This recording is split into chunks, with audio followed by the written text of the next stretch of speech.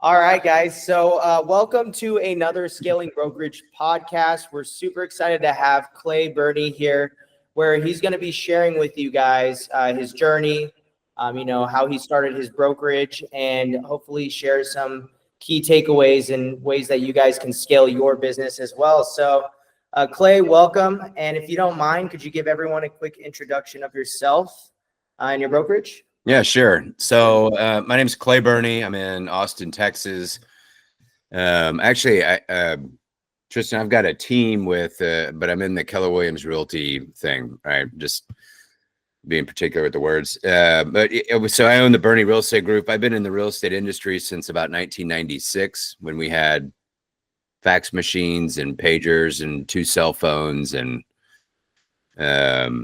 all the fun stuff. So I was, and now I've got just a team of, 10 agents or so, operations team, some VAs. We do a little bit of marketing, not a lot. It's definitely an area for improvement, but we're very, very activities based team, and we have a great time. That's awesome. So 10 agents. So how long have you been a team leader then, or running this team specifically? Yeah, this version of it. We've swelled up to like 45 or so, I think, at the kind of the height of the industry. And then, so to answer your question, about 5 years. I was a real estate agent up until about 5 years ago. So, making that shift from agent to, team leader, business owner, it's been a journey. Yeah. Well, let's talk about that. I mean, from scaling from, so you started this 5 years ago, and what were some of the biggest challenges, would you say? Because I mean, I don't know if you know this fact, but across the US, 80%, there's 100,000 brokerages, and 80% of the even brokerages alone have 7 agents or less, and you as a team have 10 agents. Yeah. What were some of the challenges that you've been able to navigate and that you faced, and how were you able to overcome those? Man, yeah, I mean, those are all good questions. I don't know that we ever really overcome it, right?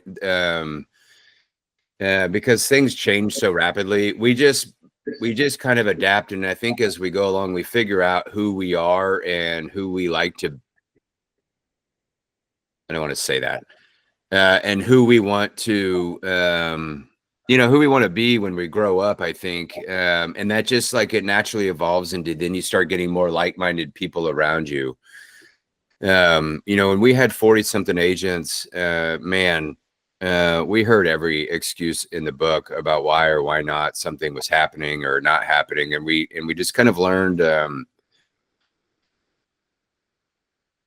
and we're heavily coached, and so we just learned that like getting around people that like to be accountable to whatever their goals are is that's the best way to for us to grow and feel good about what we're doing. I mean, I got some people on my team, they work their hearts out, right? I've got, partners, and there's a major profit share, and there's big carrots to get our leaders going. We just integrated mortgage, right? So we're trying to, we're doing, many things to bring a lot of value to agents and to bring even more value to consumers so that we stay super sticky, or as a friend of mine says, be like super glue, gorilla glue.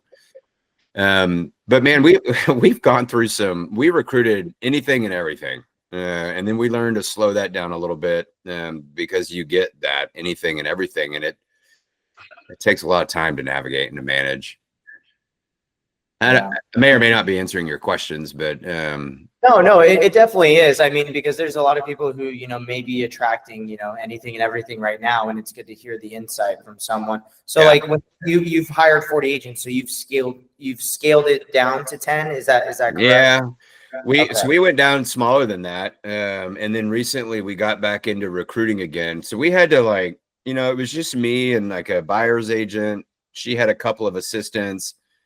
I did the listings, and we had a really strong operator supporting us.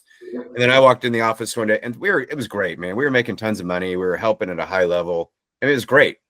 I screwed it up. I went in and I said, hey, I want to be huge. I want a big team. my operator looked at me and she's like, man, you're going to break everything, because because onboarding matters and training matters and accountability matters. And all of a sudden you go from having 2 agents or 3 agents working with an operator and we all like each other to then you have 40. Well, it's impossible to get 40 people that like each other, I think, in the same area. And we totally broke it. Right. And it's taken us 2 years to fix our, lots of people feeding a system, and adjusting to this, market. We're in Austin, which is like almost ground zero for inventory.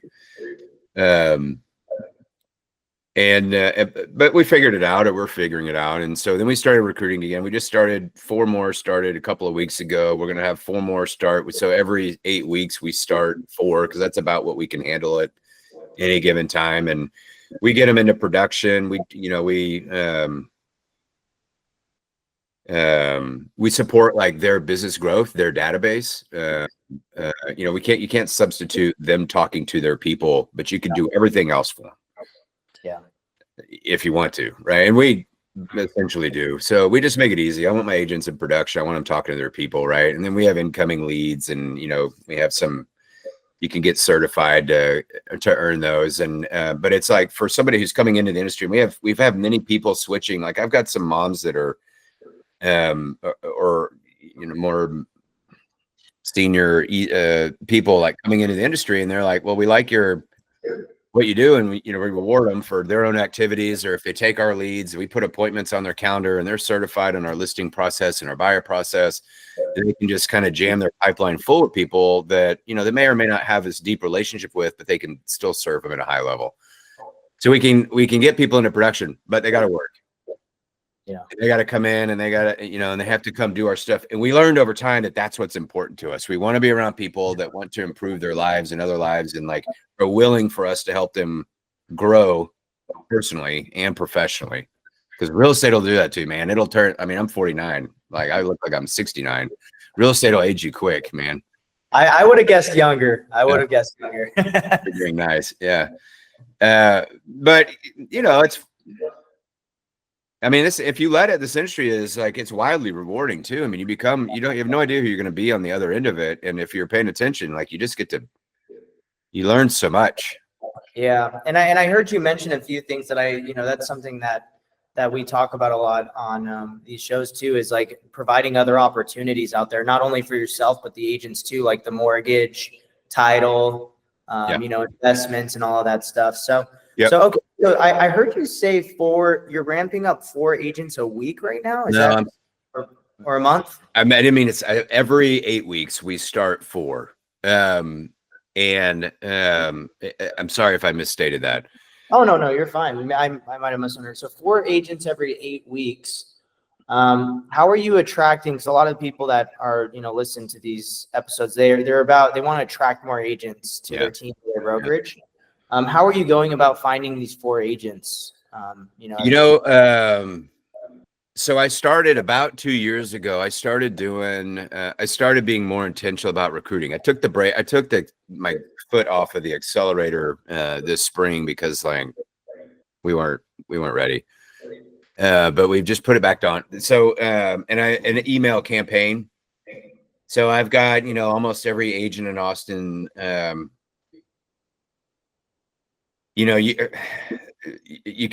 email them. All right. But I tell stories about agent success.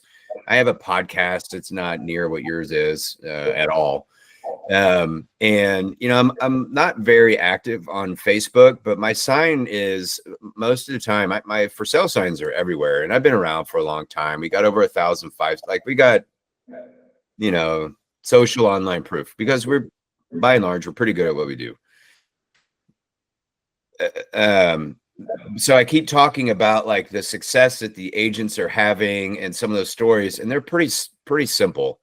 And then I talk to my friends, and we talk to our past clients about it. And it's taken some time to start getting some momentum, but we're getting momentum also because our agents are in our system are making money.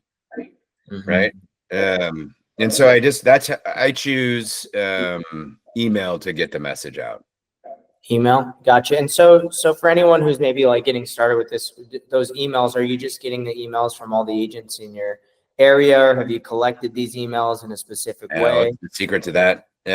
So it's not easy. You are going to pay some money, and I've heard of people using VAs to go to real estate websites and just cut and paste. And, you can't, in Texas, you can no longer download it, but there's also subscriptions you can go buy and stuff like that. And I've had mine active, and I use Constant Contact, which I think is the one that everybody hates.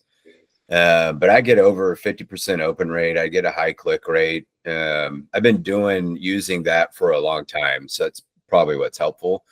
But I would tell anybody whatever you're going to do, just start it. Mine are stupid. I got made fun of on the last one I sent out because I put first name and I forgot to tie it to a field. Right. I mean, I've been doing this for a long time and I still make mistakes, but who cares? Right. It's the consistency of the message. Yeah. And so I've got it in my calendar Monday morning, go make the email, and then I pick a time to send it out.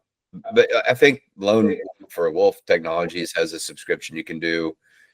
I went and got them off of EXP. I've heard you can get them off of EXP's website and Compass. I mean, you can be intentional about what you're doing.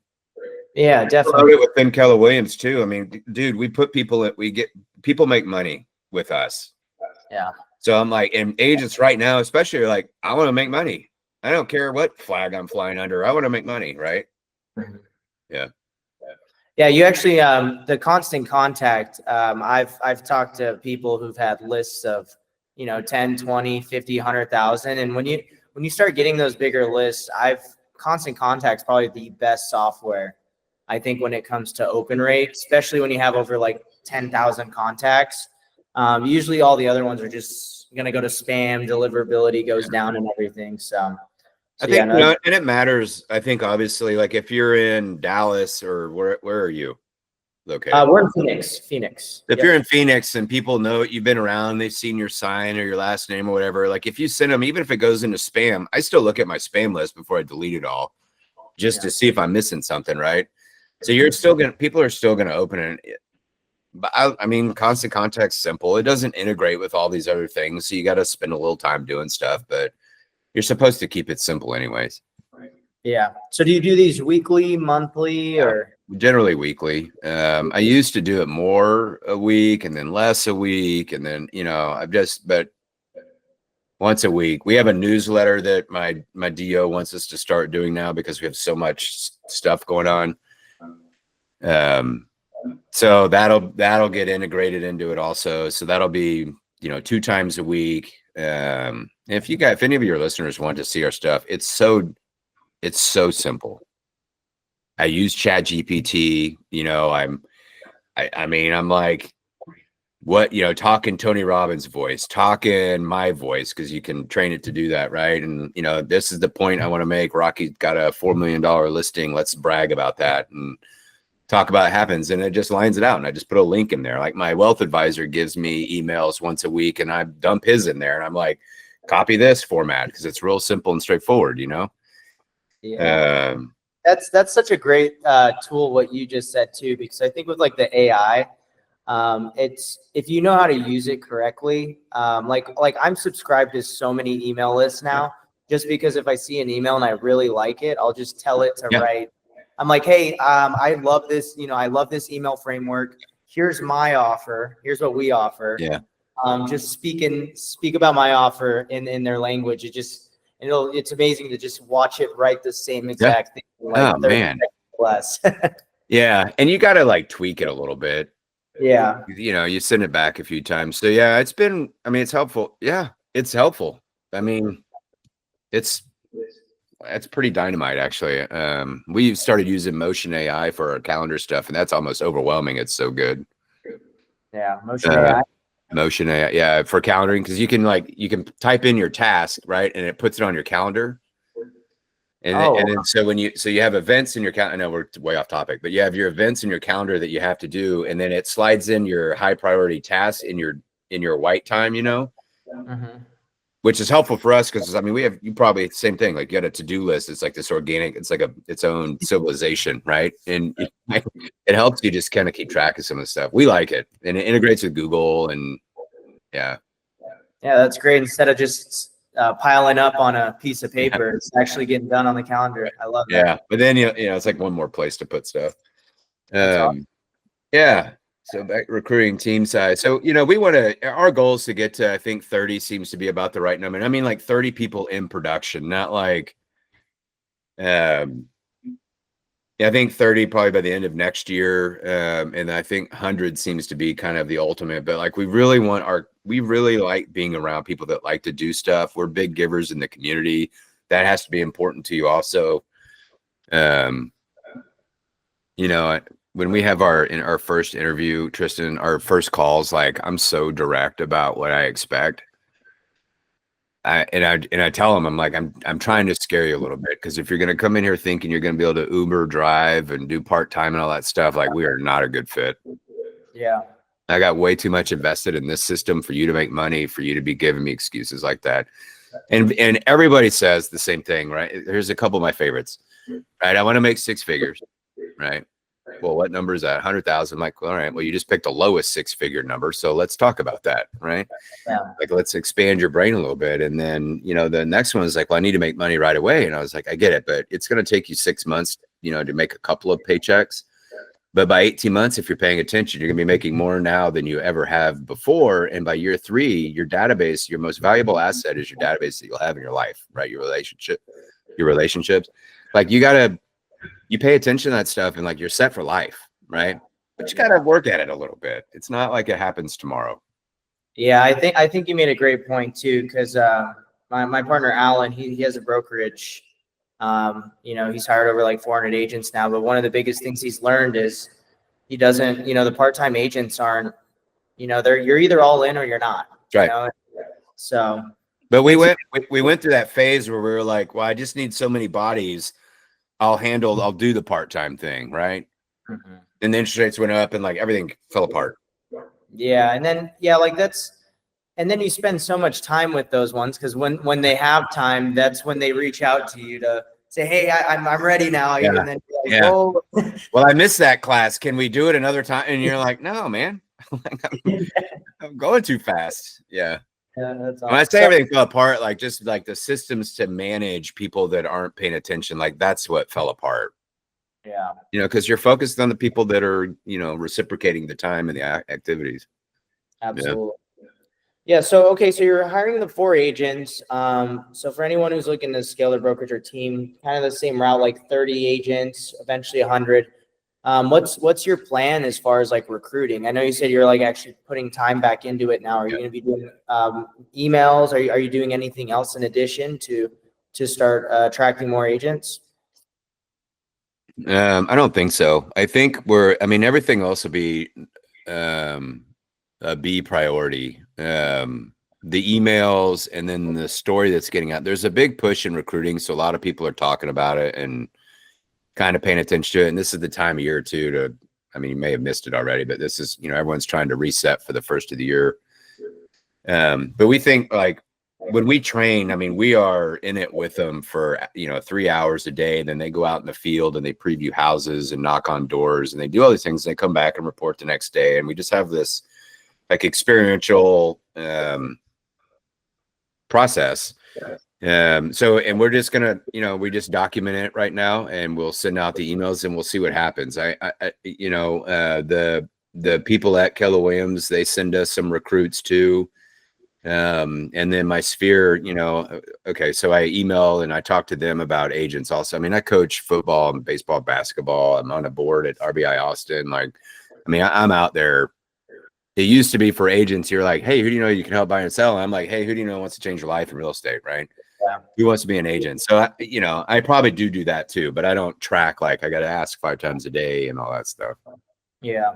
Yeah. I've noticed too, like I mentioned, you said the end of the year, events are crushing it. Alan just did like a listing mastery. Oh yeah. I did a Facebook ads one, and, people are definitely looking for that change. We're actually, I know you're saying like it's towards the end of the year. We're trying to push one more. Yeah, us too. December like 13th or something. We're going to try to do a business planning mastermind, because that's smart. The only problem is it's Thanksgiving, and then you have the post Thanksgiving, and then the pre-Christmas. It's just, don't really know how many people are going to show up. It's a compressed holiday season this year. I think we're aiming for onboarding on the 10th of December. We're doing we'll let our clients drop off their presents for Christmas and we wrap it for them. And so that's, and here's the deal. Like I just said, I'm not going to do anything more than email of the year. I'm going to do 100 other things more than email, but I don't know what they are yet. Right. It'll come to me. Like we'll get pictures. We'll go broadcast that. Someone's going to go close like 10 deals in a month in their first 8 months in the industry. We're going to go brag about that. Yeah. We send out like our ISAs, how many appointments they set, how many contracts got signed, and how many closings as a result of that. We send that out, right? I mean, we send out a lot of different messages. But man, events are smart too. You made me think about, we've done those too. Do y'all do them online or in person? So that's actually something we just changed. It's we used to do via Zoom, but ever since like I'd say the last year, we've really pushed them in person because the amount of people I think people miss that person-to-person interaction. So like last event, we do them all in person now. We had 90 RSVPs. Wow. We are in the Phoenix market, but Austin's a very big market too. But how many agents do y'all have? We have 100 in Phoenix. 20,000 agents. Yeah, that's about the same. Yeah. Yeah. So we had a little over 90 RSVPs, 65 showed up, and then 11 want to join the brokerage now. So that's terrific. It's a way to do one-to-many, So yeah, that's really good. And what was the subject? Listing mastery. We just actually grabbed top agents, not even at our brokerage, and we a couple of like big listing agents in our market who don't really get to be put on a platform often. We put them on a platform. Yeah. So 2 of them, and then we also grabbed 2 of our top performing listing agents too. So it's like recruiting / also shining a light on our current agents. Yeah, that's good. I know that panel thing is a really good way to attract people to you to the event. That's smart. Yeah, and it's much easier too. You don't have to come up with the slides. You have the questions. You're able to just let them share what's working for them, and it's like the agents like it too. So yeah. But yeah, awesome. So regarding then, scaling to 30, then to 100, like what do you say is like where do you really see yourself with the team? Do you what's the whole reason behind scaling it to the 100 agents? 100 is kind of an arbitrary number. I mean, like we got up to like 50 before we rattled apart a little bit or whatever that was. I mean, you're at over 100. That's pretty amazing. I probably want to pick your brain about some of that here in a little bit. I think mostly like, how do you top grade and how do you decide that maybe somebody shouldn't be on the team, or do you even do that? So those are questions I have for you. But as far as we go, like I don't have like an exit strategy. We just keep going. Like I said, I'm 50. Like I've been doing this for a while, and I just like to wake up and figure out. I have a really good operations team, so I get to go tinker with some ideas and talk to people, and they execute and keep things flowing. I don't know. I don't know if that's good or bad. I don't have a goal. We just keep going. But I think right now we're in a place where we can get good people into good business. Yeah, that's great. And then for anyone too, who's maybe starting a team, I mean, you've experienced a lot. You've gone from 40 to 10. Now you're recruiting again. Yeah. What advice do you have? Like anything that you've learned? Like if you were to start all over again, what are like 3 main things, or just Would you do it again? What? Would you do it again? Yeah, absolutely. All right. Well, then what's your advice? If you were to do it again, how would you do it differently? Well, let's see. Well, the first thing is I'd have actual proven systems to attract the agents. Yeah. I also would want to know exactly who I want to attract as an agent, and systemize a lot of the processes. So, we're not dropping a lot of balls with the agents when it comes to them actually like onboarding. That'd be like my main things. Yeah, that onboarding is critical. Yeah. We tried to do it as efficiently and as short as possible, and that's like the worst thing you can do. I think now I'm like, all right, we need to spend a lot of time with them. It was funny. We got to the end of this week and they're like, we don't want this to stop. And like, well, we don't either. So we're not going to stop. Right. So I think that's it. Like, the thing that rattles around in my head more than anything else is a guy that I used to coach with said, like, you cannot predict productivity. And so like, that's always, and that is an antagonist for me because I think that I may not be able to predict productivity, but I sure as heck know who I like to be around. Right. So I'm in conflict on that kind of a lot, actually, when I'm talking to people. And so we've started to shift, like I'll go do the kind of the sifting, the big sifting of interviews and things like that. And then my team will take it from there so that I don't have, I can get judgy, I think, especially after some of the stuff that we went through. So, we're kind of shifting around the responsibilities. I don't know why I'm bringing that up.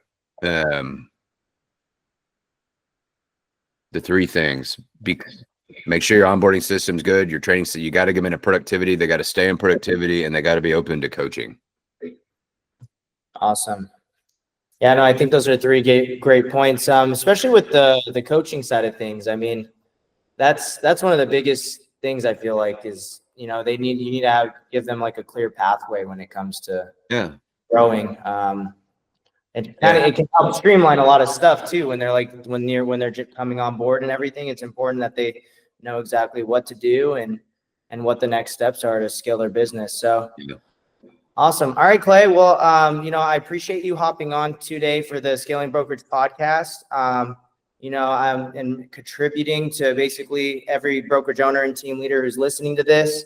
If anyone wants to learn more about your team, and what you're currently doing, I know you mentioned there's some stuff that they could like check out. So what's the best way to find you online, and any of the resources? Just email me and I'll send you. We got all kinds of stuff. We have landing pages all over the place. But Clay at Byrne-Austin.com, BYRNE-Austin.com. If I can help you, if I can give you some advice, I'd love for you to do it. I think if you're switching to a team from being an agent, it's a journey, man. Yeah. Because our agents are like, your profitability is like, it's never going to be any higher than that. So like, you just got to understand like what the shift is that you're making, like what it really means. Absolutely. Yeah. Awesome. Thanks, Clay. Yeah, bud. All right. Nice meeting you. It's good seeing you.